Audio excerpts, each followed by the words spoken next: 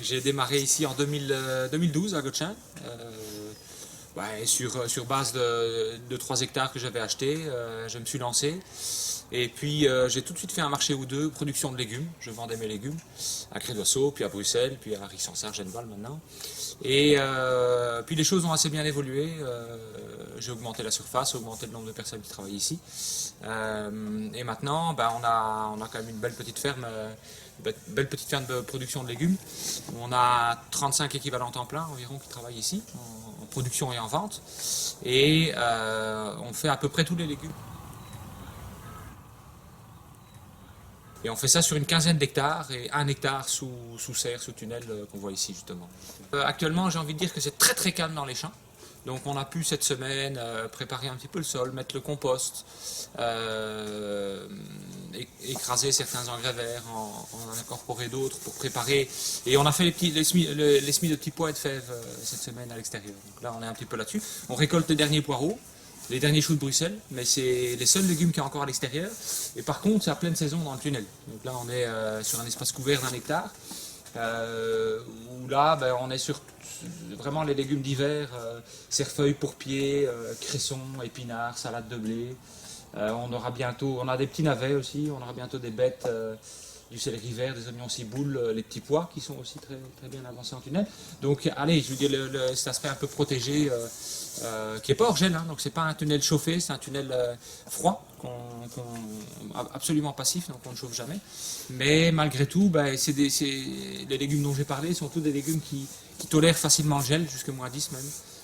Le lendemain, les légumes sont là, on peut les récolter. Toutes ces cultures-là vont, je veux dire, produire jusqu'à avril-mai, et puis on va petit à petit mettre une courgette, un poivron, une aubergine, une tomate dessus. On va passer en légumes méditerranéens. Donc il y a vraiment dans les tunnels ici, il y a vraiment tout à fait 2 saisons, quoi. Une saison d'hiver avec que des verdures, mais assez productive, hein, donc on en vend beaucoup. Et puis la saison d'été où il y a quasiment que des tomates, poivrons, aubergines, concombres.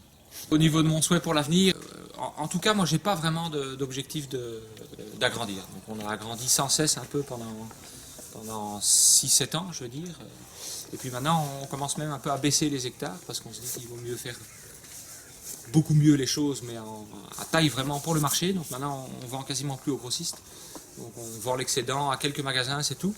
Donc j'ai envie de dire stabilisation à ce niveau-là. Et puis alors, on a quand même des projets de diversification, de faire un petit peu de miel, de faire des œufs. Et puis on n'a pas la surface qu'il faut pour faire de l'élevage, mais moi j'aimerais bien qu'un jour ou l'autre on puisse avoir aussi de l'élevage, pas laitier, hein, mais en tout cas pour passer en biodynamie aussi, et pour avoir un équilibre quand même plus intéressant entre maraîchage, céréales, prairies. Pour l'instant, on le fait parce qu'on travaille sur les terres d'autres agriculteurs aussi, de la commune. Donc ça nous permet de dégager. Cette année, on dégage 6-7 hectares en engrais vert. Donc on utilise le paillage, on le ramène ici sur les terres. Et puis sur ces terres-là, on viendra mettre du légume après. Donc on essaie de tourner un maximum.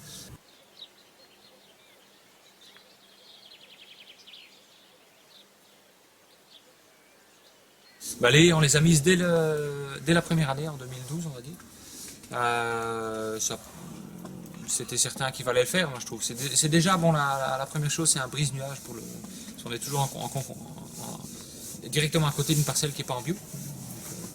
Donc là, on a quand même une belle barrière en pleine saison, c'est très feuillu et on est quasiment sûr qu'il n'y a pas de pesticides qui viennent chez nous.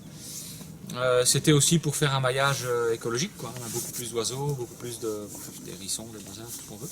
Donc ça, c'était vraiment l'objectif. On a planté, il y a une quinzaine de variétés. Donc il y a du fusain, du prunelier, de l'aubépine, du saule, il y a de l'aulne, de l'orme, du hêtre, et quelques autres espèces, du lierre. Donc, je veux dire, on est très content à ce niveau-là. Il y a beaucoup de travail de taille quand même, il faut dire. En bio, je pense que la question ne se pose pas, ça apporte énormément en termes d'auxiliaires. Même dans le tunnel ici, curieusement, donc on est juste à 3 mètres pour dire de la haie de part et d'autre. Il y a quand même une certaine barrière, mais c'est quand même souvent ouvert. Et rien que la haie apporte une quantité énorme d'auxiliaires pour les cultures. Donc, que ce soit des petites guêpes parasitoïdes, les coccinelles, etc. C'est très très important d'avoir ce biotope juste à côté des tunnels.